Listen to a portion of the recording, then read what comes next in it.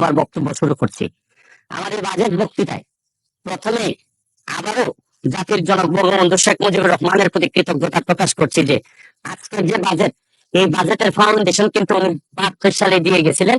এইটার উপরে এখন একতলা, দুইতলা, তিনতলা করে আমরা আগাচ্ছি। এই জন্য ওনার প্রতি আবারও কৃতজ্ঞতা জানাচ্ছি এবং শ্রদ্ধা করে স্মরণ করছি। মাননীয় স্পিকার, ৮,০০০ কোটি টাকার বাজেট, আকার বা প্রকারের সাথে আমার বিশ্বাসে ঘাটতি আছে এই বাজেটে, কিন্তু একটা জিনিসে আমার বিশ্বাসের ঘাটতি নাই। এটা থেকে এই বাজেট বাস্তবায়নে যিনি নেতৃত্ব দিচ্ছেন মাননীয় প্রধানমন্ত্রী জননেত্রী শেখ হাসিনার প্রতি আমার বিশ্বাস আছে যে যে ধরনের আকার প্রকারের বাজেটই হোক, উনি অন্তত কোনো না কোনো ভাবে আমাদেরকে সামনের দিকে নিয়ে সফল করাবেন, এই বিশ্বাসটুকু আমাদের আছে। মাননীয় স্পিকার, মাননীয় স্পিকার, ট্রেজারি বেঞ্চের যারা আছেন তারা হয়তো বলবেন যে স্বতন্ত্র এমপি হয়ে মাননীয় প্রধানমন্ত্রীর বা লিডার অফ দা হাউসের আমি কেন এই কথা বলছি যে ওনার প্রতি আমার বিশ্বাস আছে।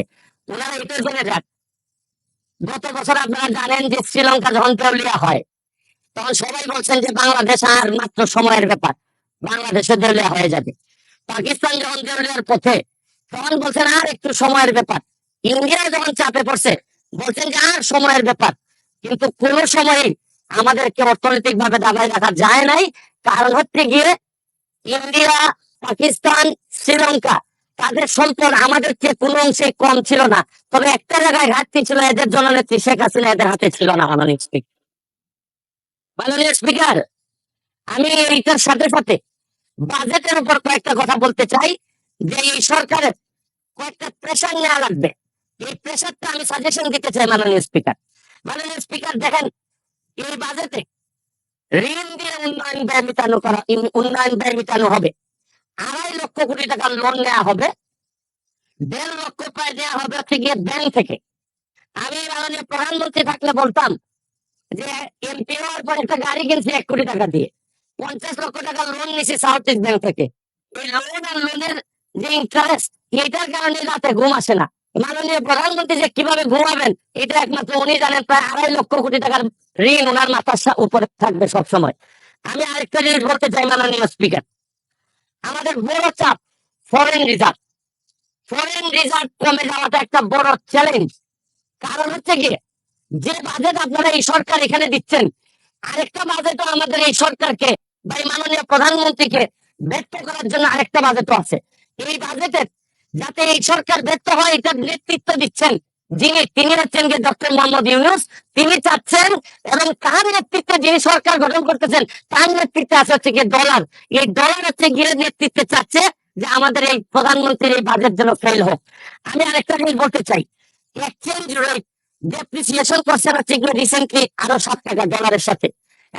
এক্সচেঞ্জ ডেপ্রিসিয়েশন করার কারণে ব্যালেন্স অফ পেমেন্ট যেটা, এটা আমাদের মিটানো অনেক বেশি ডিফিকাল্ট হয়ে যাবে। এটা একটা বড় প্রেশার মাননীয় স্পিকার।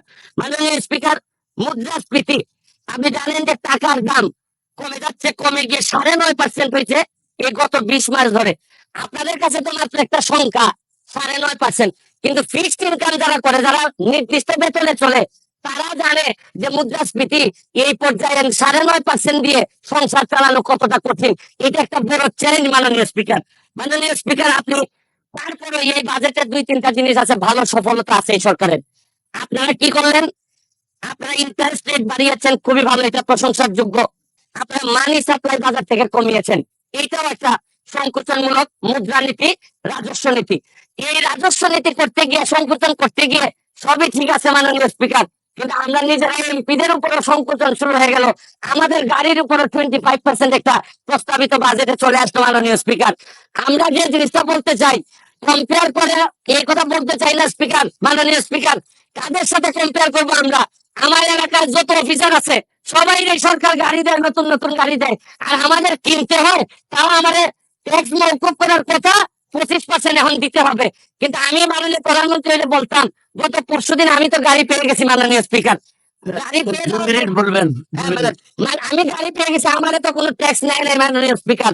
তো আমি মাননীয় প্রধানমন্ত্রীকে বলবো যে আমি যেহেতু ট্যাক্স বিহীন গাড়ি নিয়েই আসছি, আমার অন্যান্য কলিগরা তো আনতে পারেন নাই।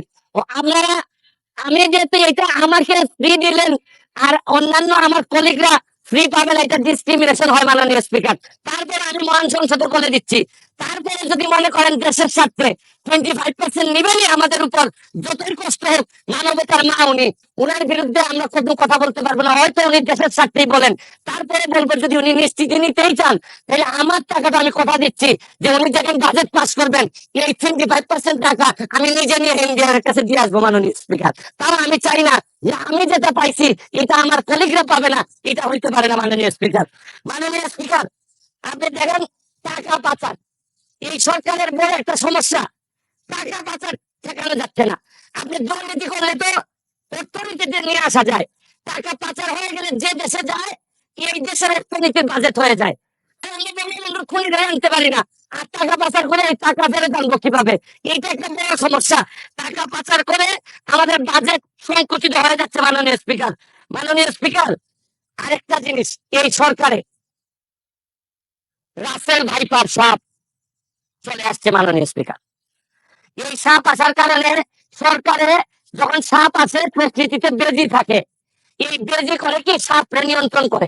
কিন্তু এই সরকারে দেখা যাচ্ছে বিভিন্ন জায়গায় রাসেল ভাইপার আছে, কিন্তু বেজি ওই পরিমাণ নাই যে এই সাপরে ধরবে মাননীয় স্পিকার। আপনি দেখেন এই আমাদের প্রতিষ্ঠানগুলা কত দুর্বল হয়ে গেছে। আমাদের প্রতিষ্ঠান একজন ভদ্রলোককে দুদক ধরতে পারে নাই, একজন ভদ্রলোককে এনবিআর ধরতে পারে নাই, বাংলাদেশ ফাইন্যান্সিয়াল ইন্টেলিজেন্স ইউনিট ধরতে পারে নাই। আর এনবিআর এর মতিউর রহমানকে ধরলে একটা ছাগল, ছাগল ছাড়াই এই লোককে তো আপনি আনতেই পারতেন না। ছাগলের কাণ্ডে হওয়ার কারণে আর ফেসবুক বাইরে এক মিনিট, এক মিনিট, আপনার বরাবর অ্যাপ্লিকেশন আছে, আমি 247 ইনভেস্ট করতেছি এখানে। 247 হচ্ছে কি আমার বিরুদ্ধে এখানে একজন মাননীয় সংসদ সদস্য আমার বিরুদ্ধে অভিযোগ দিয়েছেন। আমার আত্মপক্ষ সমর্থনের সুযোগ দেওয়ার জন্য, আমি সময় দেওয়ার জন্য আপনার কাছে দাবি জানাচ্ছি। মাননীয় স্পিকার এখন আছেন, আপনারা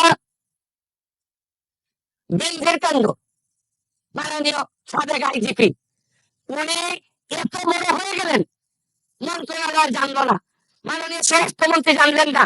এই বাচ্চাটা এত বড় হয়ে গেল, আর কিছুদিন সুযোগ পাইলে পুরো গোপালগঞ্জ কিনে ফেলতেন এই বেনজির সাহেব। তারপরে এইটার দায় এই মন্ত্রণালয়ে রাখতে পারে না মাননীয় স্পিকার। এখন আপনারা কালো টাকা সাদা করবেন, আমার কোনো অসুবিধা নাই। যদি মনে করেন টাকা রয়ে গেছে, কিছু টাকা জমানো বা বিভিন্ন খরচ টাকা রয়ে গেছে, এইটারে সাদা করবেন, কোনো অসুবিধা নাই।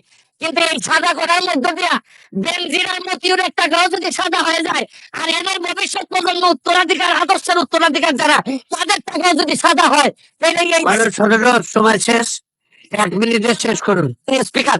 মাননীয় স্পিকার, এরপর আমি বলতে চাই, মাননীয়, আমি সিলেটের মানুষ, আমার সিলেটে আমি যখন বক্তব্য রাখতেছি লক্ষ লক্ষ মানুষ পানিবন্দী। আমি আপনার মাধ্যমে মাননীয় প্রধানমন্ত্রীর কাছে দাবি রাখতে চাই, একটা হাইড্রোলজিক্যাল একটা রিসার্চ করেন।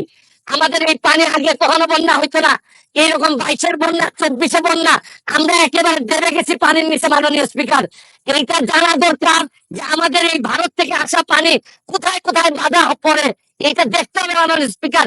অনেকে সন্দেহ করে মিঠামইনের রাস্তা আমাদের এই দুর্ভোগের কারণ, যদি হয় এইটাই মডিফাই করতে হবে। কারণ একটা জেলারে আপনি সৌন্দর্য দিয়ে আরেকটা জেলা ডুবাই দিতে পারেন না মাননীয় স্পিকার। আমি হাইড্রোলজিক্যাল স্টাডি এবং এই স্টাডি ফলাফল আমাদের সামনে নিয়ে আসার জন্য দাবি জানাচ্ছি মাননীয় স্পিকার।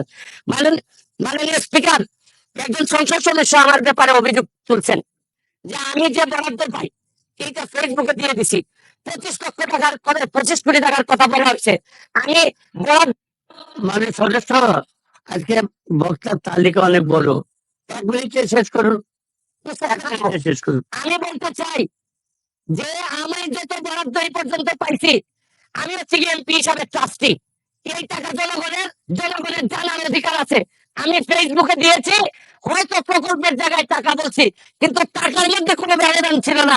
কারণ নতুন জেনারেশন আপনি যা বরাদ্দ পাবেন তা জানতে চায়, এবং আমি বিশ্বাস করি বঙ্গবন্ধুর আদর্শের সৈনিক হিসাবে আমি এই ট্রান্সপারেন্সি আমার মধ্যে এটা থাকতে হবে, এবং আমি এই কথা বলে আমি আমার এলাকার এমপি হয়েছি। মাননীয় স্পিকার, আমি মাননীয় প্রধানমন্ত্রীকে চিনি, আমার একটা বিশ্বাস সব দুর্যোগের মধ্যেও উনি আমাদেরকে পার করাবেন। কারণ আমাদের মাননীয় প্রধানমন্ত্রী বঙ্গবন্ধু কন্যা, উনি এমন এক পাখি যিনি ডালের উপর বসেন ঠিকই, কিন্তু তার ভরসা ডালের উপর না, তার ভরসা পাখার উপর। কারণ বিশ্বব্যাংক ভাবছিল যে ডাল ভেঙে উনি পড়ে যাবেন, পদ্মা সেতু বানাইতে পারবেন না, কিন্তু ঠিকই ডাল ভাঙার কারণে পড়েন নাই, নিজের পাখা দিয়ে ঠিকই বিশ্বব্যাংকে সদস্য আপনাকে অসংখ্য ধন্যবাদ।